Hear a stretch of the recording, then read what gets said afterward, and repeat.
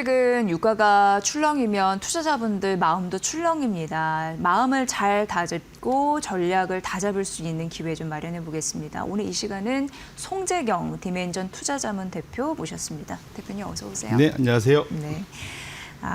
중동 전쟁 장기화되면 안 될 텐데 굉장히 민감하게 반응을 하고 있습니다. 어떻게 현재 상황 판단을 하세요? 간밤 뉴욕 증시도 굉장히 해프닝이 또 있었습니다. 맞습니다. 예. 지금 일단은 그러니까 긍정 부정이 다 있었던 것 같아요. 네. 1차적으로는 트럼프 대통령이 뭐랄까요, 조기 종식 가능성을 언급했다는 것 자체는 어쨌든 결자 해지라고 트럼프 대통령이 그렇게 얘기한 건 참 다행이다라고 싶고요. 가장 큰 건 뭐냐면 역국 유가가 120달러를 갔다 왔잖아요. 하룻밤 사이에. 어마어마했던 겁니다. 사실은. 네. 저도 여기 그래도 한 30년 가까이 있었는데 그런 건 처음 본 것 같아요. 그 정도의 변동성은. 변동성, 예, 그래서 어마어마했던 거는 확실한 것 같고 확실히 이것이 러시아 우크라이나 전쟁 때하고 좀 다르다. 예, 그때는 기억하시겠지만 러시아의 원유가 생산이 안 된 게 아니라 네. 러시아를 돕기 싫어서 선택적으로 사지 말자였잖아요. 그러니까 좀 뭔가 그거는 좀 대응이 그나마 했던 건데 지금은 돈을 싸들고 가도 호르무즈 해협에서 그걸 못 통과하니까 원유를 못 싸우는 겁니다. 그러니까 이게 완전히 차원이 다른 이슈라서 그만큼 시장이 격하게 불과 한 2, 3일 사이에 당시 러우 전쟁 때 최고점을 그냥 바로 하루 만에 갔다 올 정도로 좀 심각했다 보셔야 될 것 같은데 어쨌거나 트럼프 대통령이 1차적으로는 종식 가능성을 얘기해 주었던 것은 좀 다행이다. 그래서 조기 장기전은 안 되지 않을까라는 기대감을 갖고 있고요. 시장도 실제로 그렇습니다. 차트를 보시면 이게 우리가 통상 이제 선물 가격을 보는 게 중요한데 이게 이제 선물이라는 게 당장 다음 달에 받을 거 그 다음 달 받을 거 뭐 이런 식으로 그러니까 미래 특정 가격으로 사오는 거를 말하는 거잖아요. 그런데 확실히 지금 다음 달에 사올 거는 거의 100달러 수준인데 브렌트 선물 기준으로 6개월 후에 받을 가격, 사올 가격은 지금 80달러 아래에서 거래가 된다는 거거든요. 무슨 말이냐면 지금 당장은 원유가 안 돈이 지금 급하게 사야 되긴 하겠는데 6개월 후쯤 되면은 지금보다는 가격이 많이 낮아져 있을 거야. 라는 거를 지금 선물 시장에서 원유 트레이더들이 이건 실무를 진짜 하는 분들이기 때문에 예상을 하고 있다. 그 얘기는 적어도 지금 그러니까 미국과 이란 간의 이런 중동 전쟁이 장기화될 가능성에 대해서는 적어도 유가로 이제 원유로 밥 먹고 사는 사람들 입장에서는 당장은 예상을 하고 있지 않다. 그런 측면에서는 참 다행이지 않냐 싶고요. 다만 하나 좀 뭘까 껄끄러운 것 중에 하나가 뭐냐면 그 다음에 이란에서 지금 나온 얘기가 어제 이제 뭐 CNN이나 뭐 이런 데서도 나왔죠. 기뢰를 설치한다. 네. 이거는 좀 심각할 수 있거든요. 그러니까 그 기뢰가 만약에 그 좁은 30km밖에 안 되려면은 호르무즈 해협에 실제로 배가 다니는 구간은 한 3km밖에 안 됩니다. 실제로는 거의 줄 서서 왔다 갔다 해야 되는 거거든요. 큰 배들은. 그래서 그런 측면에서는 거기에 기뢰가 설치되면 정말로 복구가 불가능한 상황이 되고 그다음에 두 번째로는 기뢰라는 거는 이 땅에다 매설하는 거와는 달리 해류 때문에 움직일 수가 있어서 정작 그 기뢰를 설치한 사람들도 찾으려면 시간이 걸린다고 그러더라고요. 네. 그만큼 사실은 기뢰 설치는 좀 심각한 상황이 될 수 있어서 이것 자체가 정말로 전폭적으로 하는 건지 아닌지를 좀 지켜볼 필요가 있습니다. 제 그냥 예견으로는 아마 요 기뢰 설치하는 모습을 보여서 트럼프와의 종전 협상에서의 카드로 이란이 쓰려고 하는 거 아닐까? 네, 기뢰를요. 예, 그러니까 일정 부분 이제 우리 너희 자꾸 뭐랄까 여기서 또 우리가 원하는 대로 안 하고 심하게 가면 기뢰로 완전히 막아버릴 거야. 이제 이렇게 갈 수 있지 않을까 싶어서 아마 거기까지는 가지 않을 거라고 생각을 하는데 네네네. 그래서 지금 상황은 지금 1차적으로는 트럼프 때문에 시장이 안정은 됐지만 이란의 이거는 이게 서로 반대편에 있는 거지 않습니까? 그러니까 이란의 움직임까지가 어느 정도 시장이 확인을 해야 돼서 당분간은 이런 변동성 장세가 짧게는 이번 주, 적어도 한 다음 주까지는 지속될 가능성을 염두에 두고 투자에 임하시는 게 맞지 않을까 그렇게 생각합니다. 네, 그러니까 대표님의 의견은 장기전으로 가지는 않을 건데 단기간에는 뭐 미국도 그렇고 이란도 협상 카드가 필요하니까 이란에서는 기뢰라는 거를 지금 들고 왔다라는 맞습니다. 부분. 네.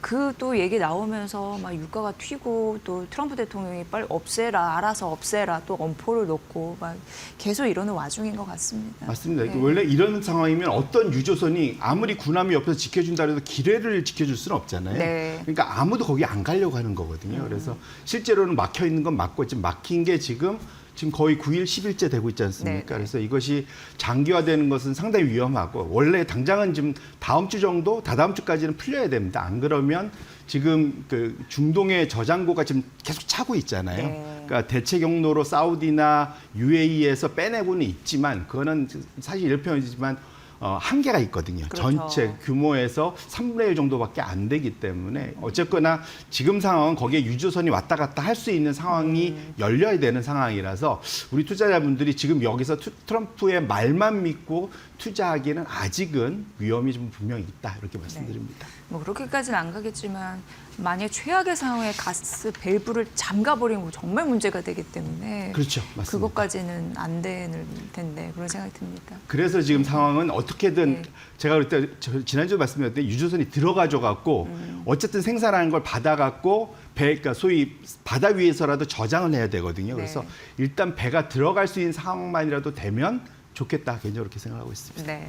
오늘은 이제 지수가 좀 버텨는 주고 있는 상황인데 최근의 흐름을 보면은 유가 굉장히 민감한 게 사실이었고 그에 따른 전쟁 리스크, 코스피 상관관계는 좀 높아 보였습니다.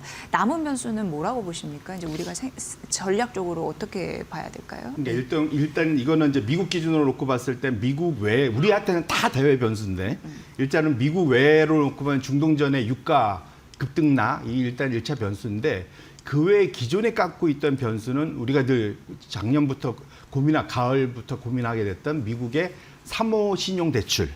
이쪽이 여전히 문제입니다. 드디어 지난주 동안 워낙 여기에 가려져 갖고 큰 이슈는 안 된 것처럼 보이지만 심지어 전 세계에서 가장 큰 자산운용사인 블랙락조차도 환매를 제한하는 일이 벌어졌었습니다. 그래서 기본적으로는 그와 관련된 신용 긴축, 경색 이슈는 여전히 진행형이다 보셔야 될 것 같고요. 다행스러운 거는 또 밤사이에 오라클이 새벽에 실적 발표하면서 주가가 시간 외에서 많이 한 8% 이상 급등을 했죠.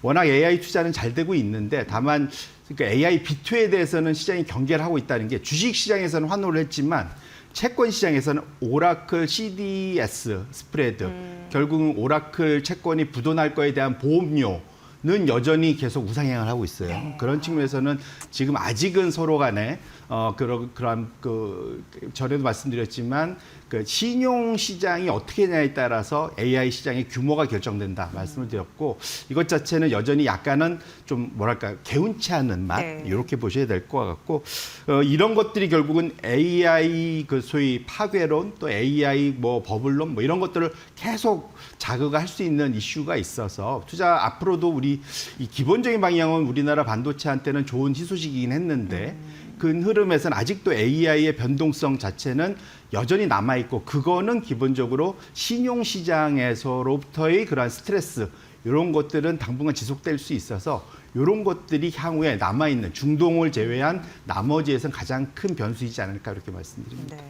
정말 작년 고점 대비 오라클은 50% 주가가 확 낮아졌잖아요. 근데 신뢰 회복의 구간이 좀 필요하지 않나. 맞습니다. 시간의 거래에서 현재 8% 오르고 있어도 그런 생각이 들고요.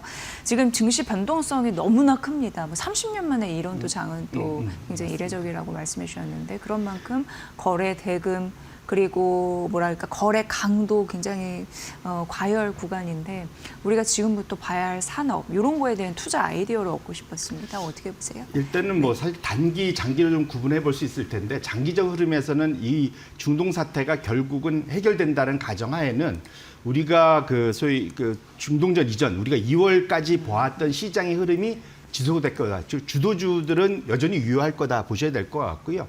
오히려 이런 유가의 급등락에서 피해 수혜주를 좀 의미 있게 보실 필요가 있을 텐데 뭐 미국 기준이 하지만 전 세계에 다 통용이 됩니다. 한 달 내 유가가 10% 이상 급등했던 시기에 그 지수 대비 소위 호조를 보인 업종, 부진을 보인 업종 그냥 심플합니다. 그 원유를, 석유를, 에너지를 생산해 낼 수 있는 또 관련된 업종은 당연히 좋을 수밖에 없고요. 반면에 소비를 많이 하는 것, 대표적으로 뭐 우리 항공사 같은데 자동차 뭐 이런 데는 당연히 안 좋을 수밖에 없겠죠. 그래서 극명하게 갈리는데 거꾸로 이 사태가 잘 해결돼 갖고 유가가 하향 안정화된다면 저게 반대로 뒤집히겠죠. 그래서 우리 투자자분들이 단기 뭐 어떤 플레이를 하실 때는 요 흐름을 한번 의미 있게 보실 필요가 있을 것 같고요. 꼭 이것이 영원하다라기보다는 기본적인 흐름은 유가는 어쨌든 이 국면이 지나면 하향 안정화될 거라는 게 대전제가 있어서 그렇게 보면 이것을 역으로 활용하는 아이디어도 아마 한번 활용을 해보시면 좋지 않을까 이렇게 말씀드립니다. 네. 그리고 지금 우리는 여기에 파생된 부분, 인플레이션, 물가 안 잡히는 거, 그리고 경기 침체 플러스 물가 안 잡히는 스태그플레이션 우려까지. 이러다 보니까 연준의 셈법 어떻게 될 것인지 굉장히 궁금한 상황이 또 오고 있습니다. 대표님은 어떻게 진단하세요? 결국은 트럼프가 중동발 타코를 했죠. 뒤로 물러섰는데 가장 큰 이유는 유가발 그 물가 상승, 뭐 이런 우려 이런 것이 컸다 보셔야 될 것 같아요. 그래서 이번 주에 중요한 지표가 2개 발표되는데 2월 달 미국의 CPI가 미국 수요일 날 아침에 발표되고 그다음에 금요일 날 미뤄졌던 1월 달 PCE 물가가 발표가 됩니다. CPI 2월 달 물가는 다행히 좀 왼쪽에 보시면은 지난달 대비 0.2% 좀 하향 안정화될 것 같은데 이걸로 사람들이 마음을 놓을 수 있는 위로를 받지 못할 것 같아요. 가장 큰 이유는 지금 3월 달부터 유가가 거의 2배 올랐잖아요. 네. 고점으로 보면은. 그래서 한 50%는 올랐기 때문에 이렇게 듣고 보면 3, 4, 5, 6 뒤로 갈수록 보통 이것이 헤드라인 CPI를 위로 끌어올리는 역할을 합니다. 그래서 여기서 만족은 못할 것 같고요. 두 번째로 PC는 12월, 1월 연속으로 전월비 0.4% 이상 급등하면서 연준한테 부담을 줄 것 같아요. 결론적으로는 연준이 지금 금리 인하할 수 있는 시기는 그래서 시장에서 상당히 뒤로 후퇴해서 9월이나 돼야 될 것 같다. 첫 번째 금리 인하 시점을 그런 식으로 밀어놓은 상태고요. 당분간은 중동발 또 사실 미뤄졌던 관세 그 발 이런 소위 상승 압력이 당분간 작용할 것 같고 그러다 보니까 미국의 장기 금리도 이 상황에서도 못 내려오고 있어요. 보통 이러면 내려와야 되는데 채권도 그러니까 소위 채권 경매도 원활치 않고 이런 것들을 확인해 보실 수가 있어서 당분간 미국 시장 적어도 글로벌 장기 금리에는 부담을 줄 수 있어서 이것을 한번 염두에 두시면 볼 필요가 있겠다 이렇게 말씀드립니다. 네.